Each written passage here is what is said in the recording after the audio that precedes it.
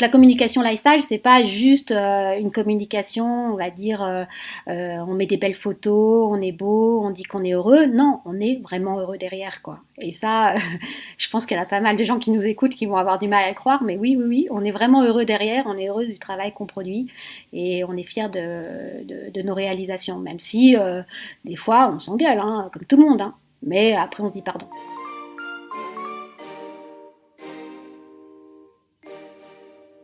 Bonjour, vous écoutez La Révolution Lifestyle, un podcast présenté par l'agence Ederpop.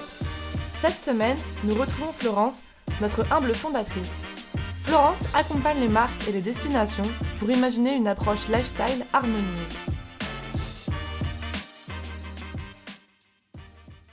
Mais bon, je l'ai fait parce que, quelque part, si je réfléchissais, c'était ce que j'avais envie de faire au fond de moi-même. J'avais envie d'aider les gens à monter des beaux projets, à en parler, etc. Et c'est peut-être ce qui a fait que justement, on a réussi à faire de cette agence quelque chose de différent, c'est que j'étais pas alourdie par des codes théoriques ou des modèles qui n'étaient pas les miens en fait. J'ai créé mon propre modèle d'agence de com en fait. Bonjour, Florence. Donc, je suis la fondatrice de l'agence Ederpop.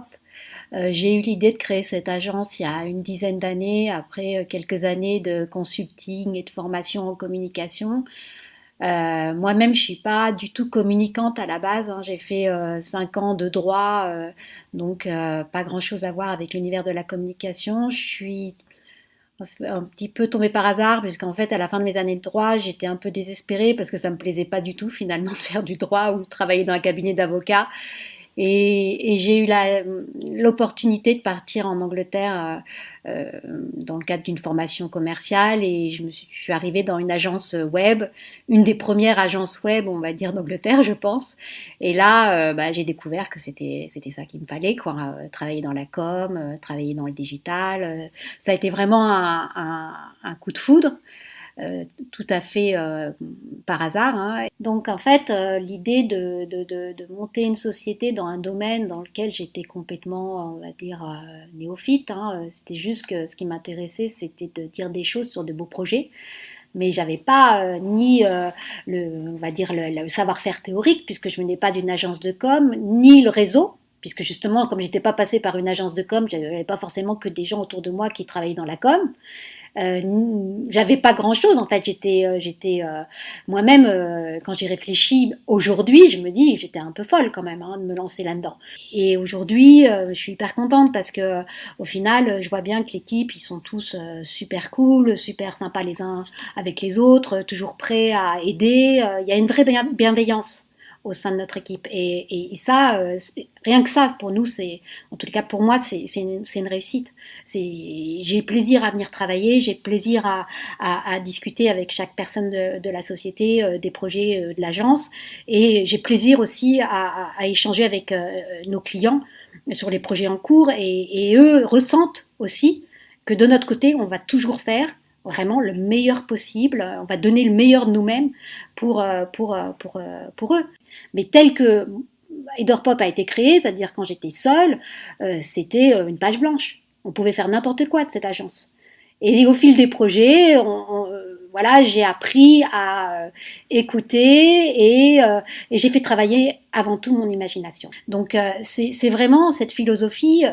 Très vite, moi, je me suis rendu compte qu'il fallait que j'arrive à transmettre ça ou à inscrire ça au sein d'Ederpop. Évidemment, je vais faire comme toutes les agences, hein, je vais demander quelles sont les cibles, quels sont les objectifs, on va dire, commerciaux, ou les attentes, les retombées, enfin voilà, ça là-dessus, on est des gens très sérieux, on fait les choses comme il faut et c'est assez classique.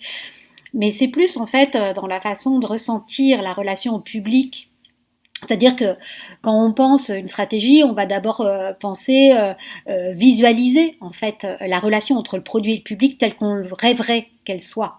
C'est-à-dire qu'on l'imagine, on dit idéalement, si on devait faire une campagne de com géniale, comment la relation évoluerait entre cette marque et le public recherché. Au bout d'un moment, on s'est dit, mais oui, mais au-delà d'une agence de communication tourisme et lifestyle qui s'adresse à des marques tourisme et lifestyle, il y a aussi une manière de communiquer qui est différente dans notre approche.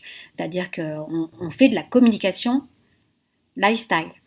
C'est-à-dire que quand on parle de quelque chose, on en parle non pas en disant ce produit, ce service est bien parce qu'il fait ci, ça, mais ce produit ou ce service va vous rendre heureux pour telle et telle raison, va vous apporter du bien-être pour telle et telle raison. Donc on est toujours dans une approche, on va dire, très émotionnelle de la relation au produit. C'est-à-dire que une émotion, c'est pas forcément quelque chose de futile, hein, c'est quelque chose qui peut être très fort dans une vie. Donc nous, à chaque fois qu'on parle de quelque chose, on se dit quelle émotion on va transmettre avec ce produit ou avec ce service. Et en quoi on a le sentiment qu'on fait une com, alors c'est très prétentieux de dire ça, j'assume, hein, mais différente. En tous les cas, une com qui, à notre sens, est une com d'avenir, une com qui correspond à aussi un besoin actuel de redonner en fait de l'humain dans la com. Les algorithmes, c'est très bien, c'est parfait, c'est super utile, on s'en sert aussi, mais c'est pas tout, quoi. Derrière, il y a des hommes, des femmes qui construisent des projets, qui inventent des trucs formidables, qui rêvent tous les soirs de séduire et d'avoir un public fidèle. Et ça, voilà, c'est humain avant tout.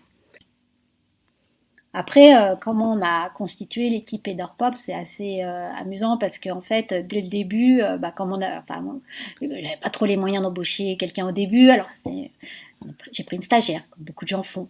Et puis, cette stagiaire, maintenant, elle est encore là, 4 ans plus tard, et c'est la chef d'équipe, on va dire, de tout ce qui est com, stratégie de com, et c'est quelqu'un, effectivement, qui m'a beaucoup aidé à inscrire en fait dans quelque chose de plus concret tous les projets que j'avais en tête. Et après, ça a été une deuxième personne, puis une troisième, toujours des jeunes femmes qui sortaient de l'école avec plein d'idées, plein d'envies, et je trouve ça génial parce qu'elles arrivent avec aussi leur univers, quoi. Et tout ça, ça enrichit notre équipe, et ça, c'est aussi comme ça qu'on voit, nous, nos clients quand ils viennent, on voit leur histoire, on voit leur parcours, on voit comment ils se sont associés, on voit leurs rêves et tout ça, et c'est tellement passionnant, et c'est ça qui fait que on en parle, on invente des choses, on partage et ça marche. Parce que quand on est honnête, ça marche.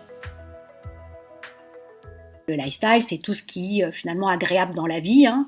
C'est-à-dire c'est les loisirs, c'est l'art, c'est la déco, c'est la mode, c'est tout ce qui nous fait plaisir en fait, tout ce qui donne de la valeur à notre existence.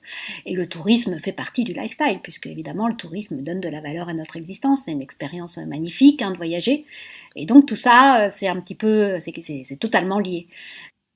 Si je devais donner un conseil professionnel à une marque qui a envie de se lancer et d'expérimenter une communication lifestyle, c'est de définir avant toute chose quelles sont les valeurs. Et donc là, il y a un outil super pratique, c'est les 211 valeurs humaines. Donc vous tapez ça dans Google, 211 valeurs humaines, vous allez trouver pas mal de sites là-dessus.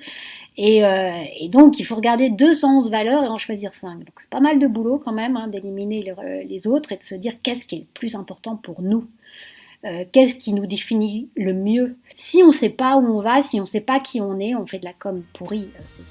C'est clair, quoi. Donc c'est vraiment la base, c'est de savoir qui on est et qu'est-ce qui est important.